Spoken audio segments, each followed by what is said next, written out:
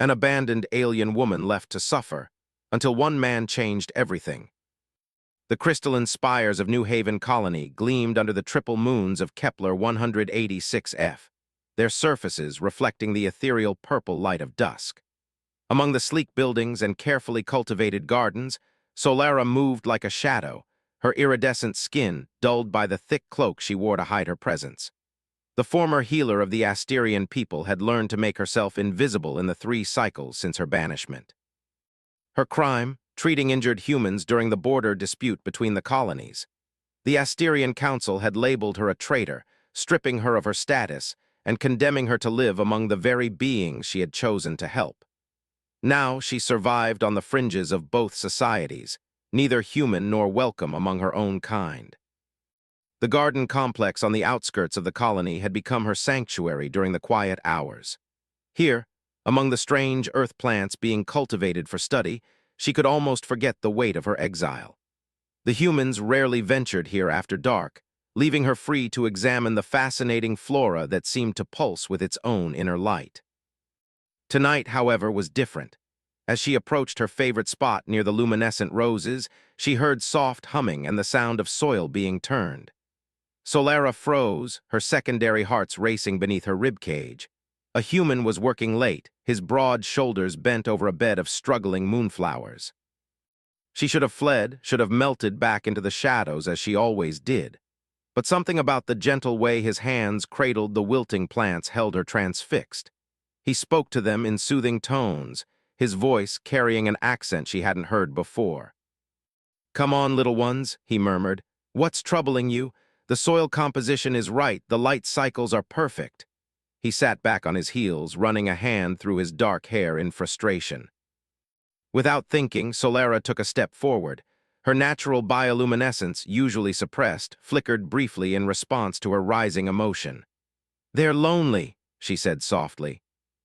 The human spun around, nearly falling backward into the flower bed. His green eyes widened as he took in her appearance, the subtle patterns that swirled beneath her translucent skin, the delicate gill-like structures along her neck that filtered the planet's heavy air. Instead of showing fear or disgust, his face lit up with curiosity. "Lonely? Plants can't be lonely, can they?"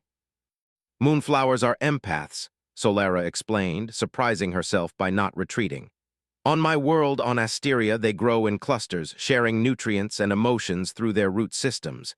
Here, they're isolated, there, like me." The human stood slowly, brushing dirt from his knees. "I'm Finn," he said, offering a dirt-stained hand before quickly withdrawing it, unsure of her customs. "I'm the new botanical specialist, and you are." "Someone who should not be here," she replied, but found herself moving closer despite her words. The moonflowers seemed to perk up slightly at her approach, their petals unfurling just a fraction more. "You understand them," Finn said, wonder replacing any trace of suspicion in his voice. Would you be willing to help me? These plants are crucial for developing new medicines, but I can't seem to keep them thriving." Solara knew she should refuse. Helping humans once had cost her everything. But as she looked at Finn's earnest expression and the struggling flowers, she felt something she hadn't experienced since her banishment: purpose. "Perhaps," she said carefully, "we could help each other. I am Solara, once a healer of the Asterians, now I am simply Solara." "A healer?" Finn's eyes lit up. "That's perfect. These plants have healing properties too. Maybe that's why you can sense what they need." He gestured to the garden bed. "Would you like to try something now? I mean, if you're not busy hiding from colony security." His gentle teasing surprised a laugh from her, the sound like chimes in the evening air. The moonflowers trembled, responding to her momentary joy. For the first time in 3 cycles, Solara felt the hard shell of her isolation crack. "Yes," she said, letting her cloak fall back slightly as she knelt beside him. "Let me show you how to help them find each other." As their hands worked together in the soil, Solara felt the first seeds of something dangerous taking root in her own heart: hope. Over the next few weeks, the night garden became their shared secret. Solara would emerge from the shadows as the last light faded, and Finn would be waiting with new botanical puzzles to solve. Together, they created a network of moonflowers that began to thrive, their silvery petals glowing brighter with each passing night. But it wasn't just the flowers that were changing. Solara found herself looking forward to their meetings, her hearts beating faster whenever Finn smiled or their hands brushed accidentally while working. He had a way of making her forget she was an outcast, treating her insights with genuine respect and curiosity. "The molecular structure of these plants is fascinating," Finn said one night, showing her readings on his tablet. "But I never would have understood their emotional needs without you. Science can only tell us so much, can't it?" Solara nodded, her bioluminescent patterns shifting with pleasure at his words. "My people believe that healing comes from understanding both the body and the spirit. She trailed off as voices approached, her patterns dimming instantly. "Hey, Finn, you out here?" a woman's voice called out. "The greenhouse sensors are showing some weird readings." Finn touched Solara's arm gently. "Stay," he whispered. "Please, you don't have to hide anymore." But Solara was already pulling away, years of conditioning taking over. She melted into the shadows just as two human researchers rounded the corner, their flashlights cutting through the darkness. "There you are," the woman said, frowning at the flourishing moonflowers. "What's going on here? These plants were nearly dead last month and now they're singing. The energy readings are off the charts." Finn stood awkwardly, trying to block their view of the garden. "Just figured out the right growing conditions," he said.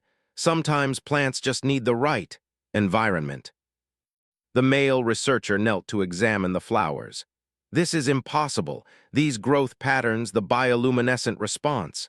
It's almost like they're being influenced by—" He straightened suddenly, eyes narrowing. "Have you had contact with any Asterians?" "Of course not," Finn replied too quickly. "They don't come near the colony anymore." "Because they're dangerous," the woman said sharply. "Remember what happened during the border dispute. They turned on their own people for helping us. We can't trust them." From her hiding place, Solara felt each word like a physical blow. But what hurt more was watching Finn shift uncomfortably, not defending her people. She understood his silence. He was protecting their secret, but it still stung. The researchers left eventually, but the damage was done. When Finn tried to find Solara in their usual spots over the next few nights, she didn't appear. The moonflowers began to droop again, missing her presence. On the fifth night, he found a message carved into the soil beside the flowers. "Some gaps cannot be bridged." But Finn refused to accept that. He began leaving his own messages, telling her about the flowers' progress, sharing stories about his life on Earth, asking questions about her culture. Slowly, the moonflowers revealed her presence. They would perk up certain nights, telling him she had been there, reading his words. Finally, after 2 weeks of this strange correspondence, he wrote, "The flowers aren't the only ones who are lonely." That night, as he worked late in the garden, a familiar voice spoke from the darkness. "Loneliness is safer than rejection." Finn turned to find Solara standing closer than she ever had before, her patterns swirling with complex emotions. "Is it?" he asked softly. "Because from what I've seen, loneliness is its own kind of slow death. The moonflowers taught us that." "Your people will never accept what I am," she whispered, but she didn't pull away when he took a step toward her. "Then they'll have to learn," he said firmly. "Just like I'm learning about your world and you're learning about mine, we can show them there's another way." He held out his hand, palm up, an invitation, not a demand. Solara looked at his offered hand, her heart's racing. Everything she had lost, everything she had suffered, warned her to run. But as she stood there in the garden they had healed together, surrounded by the contentedly glowing moonflowers, she realized something. Sometimes growth required risk.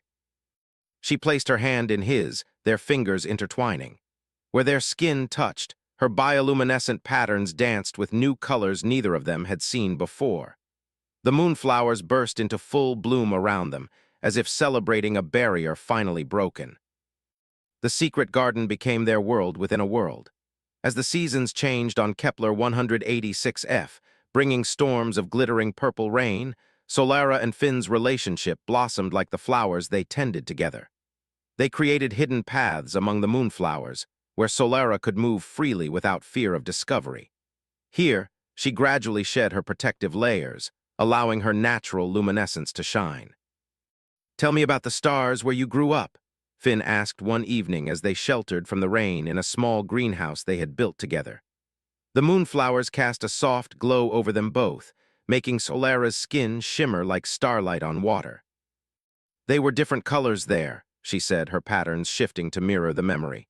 Some were gold, others violet. At night, they would paint the healing chambers in rainbow light. She paused, touching a moonflower petal gently.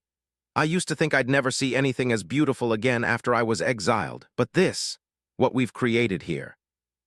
Finn reached out, trailing his fingers along the luminescent patterns on her arm. They brightened at his touch, like ripples of light across a pond. I've never seen anything as beautiful as you, he whispered. Their first kiss tasted like stardust and possibility. The moonflowers around them burst into unprecedented bloom, their petals releasing clouds of glowing pollen that danced in the air like fireflies. For one perfect moment, the universe narrowed to just the two of them. But reality had a way of intruding on even the most magical moments. The success of their garden had drawn attention from the colony's scientific community.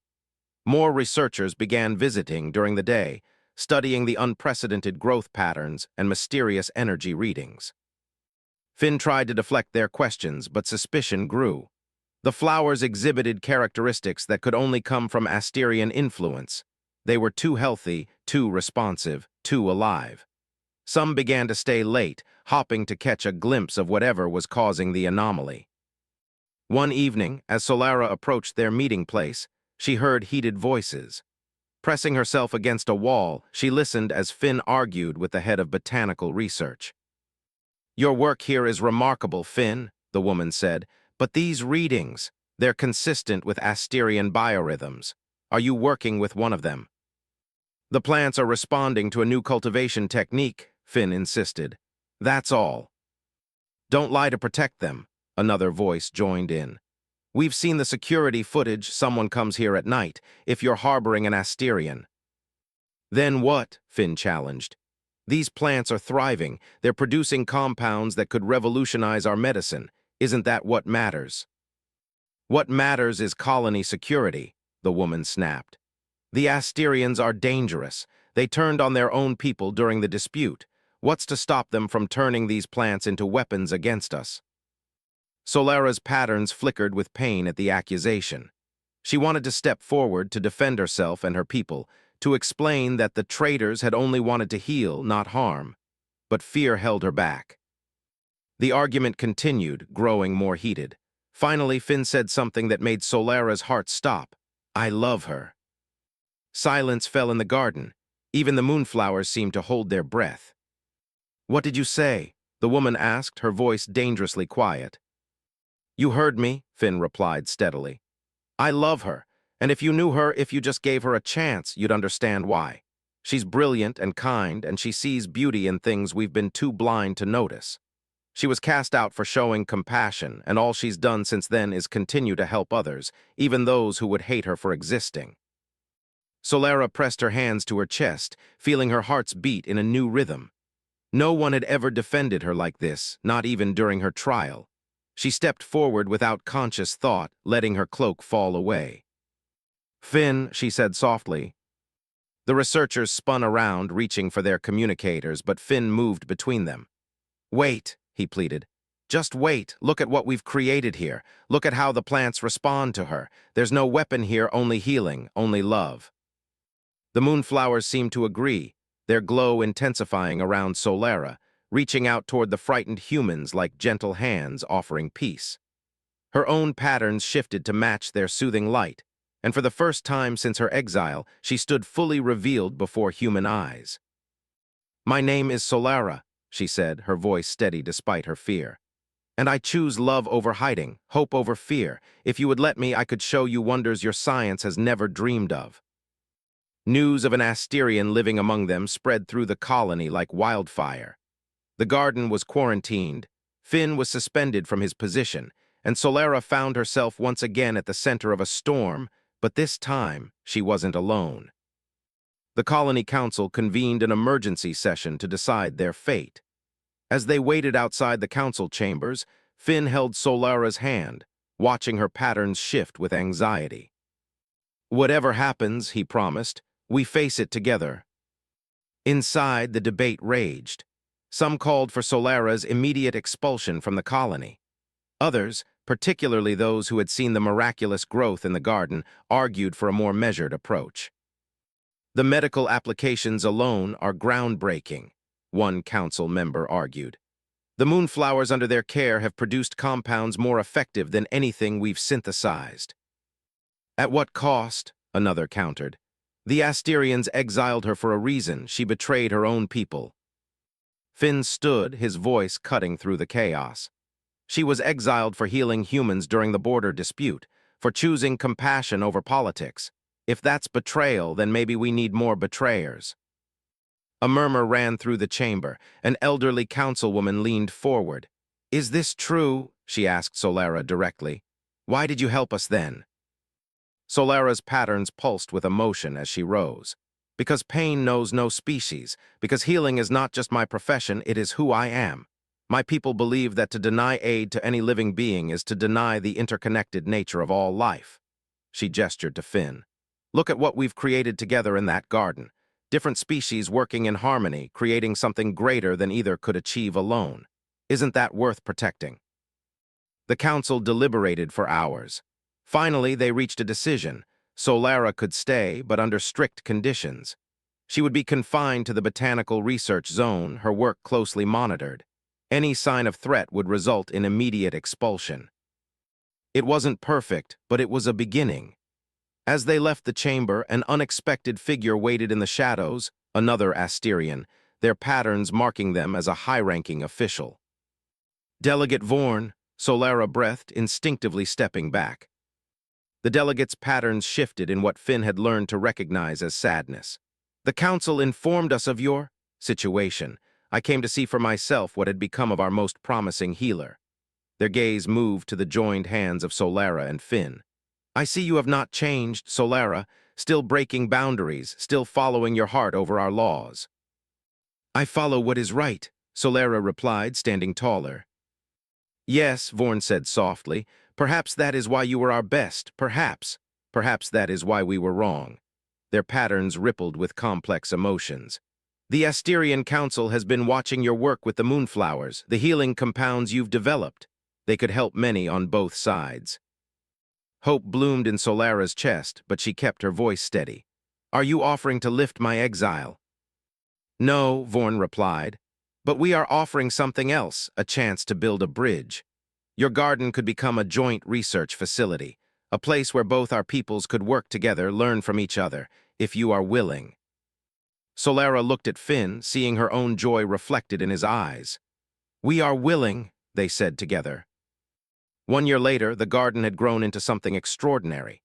What began as a hidden refuge had transformed into a sprawling research center where humans and Asterians worked side by side. The moonflowers thrived, their healing properties benefiting both species, while new hybrid plants created through their combined knowledge promised even greater discoveries. On the night of the triple moon's alignment, Solara and Finn stood in their original garden, now the heart of the complex. The place where they first met had been preserved, a reminder of how love could grow in the most unlikely places. Remember when you used to hide in the shadows? Finn teased, pulling her close. Solara's patterns danced with happiness. Remember when you couldn't tell a lonely moonflower from a hungry one? Around them, several young Asterian healers worked with human botanists, their combined bioluminescence creating patterns that reflected off the greenhouse walls like aurora borealis. In one corner, a human child sat with an Asterian elder, learning how to sense the emotional needs of plants. The barriers between their peoples were slowly dissolving, one shared discovery at a time. We're expecting the first hybrid roses to bloom tonight, one of the researchers called out excitedly. They're showing both human and Asterian characteristics. Solara and Finn moved to watch as the buds began to open. The flowers were unlike anything either world had seen, petals that shifted colors like Asterian skin patterns, but with the hardy resilience of earth roses. They were beautiful, but more importantly, they were proof that different worlds could create something new together. I have something for you, Finn said softly, leading Solara to a quiet corner of the garden. He pulled out a small pot containing a single seedling. I've been working on this in secret. It's a moonflower, but I've modified it to survive in Earth's atmosphere. Solara's patterns brightened with understanding. You mean? We can visit Earth together, he said. The Council has approved it. We can bring our research there, help establish similar gardens, and... He knelt down, pulling out a ring that seemed to glow with its own inner light. We can get married there if you want. I had this made from moonflower crystal and earth gold. Like us, a blend of both worlds. Solara's patterns erupted in a dazzling display of joy, causing all the flowers in the garden to burst into simultaneous bloom. The assembled researchers gasped at the spectacular sight, but Solara and Finn were lost in their own world. Yes, she whispered, their foreheads touching as her patterns synchronized with his heartbeat. 1,000 times yes. As they kissed, the hybrid roses released their first pollen, filling the air with shimmering lights that danced around them like stars. They had created more than a garden, more than a research facility. They had created hope. Hope that love could bridge any distance, heal any wound, and bring light to even the darkest corners of the universe. The triple moons of Kepler 186f shone down on the garden, their light reflecting off the crystalline spires of New Haven Colony. But the brightest light came from within, from two hearts that dared to reach across the stars to find each other, and in doing so, showed others the way forward. In the end, their love story became legend in both their worlds, not just as a tale of romance, but as a reminder that the greatest discoveries come when we have the courage to look past our differences and see the beauty in connection. The garden they planted would continue to grow, spreading its message of unity across the stars, one flower at a time.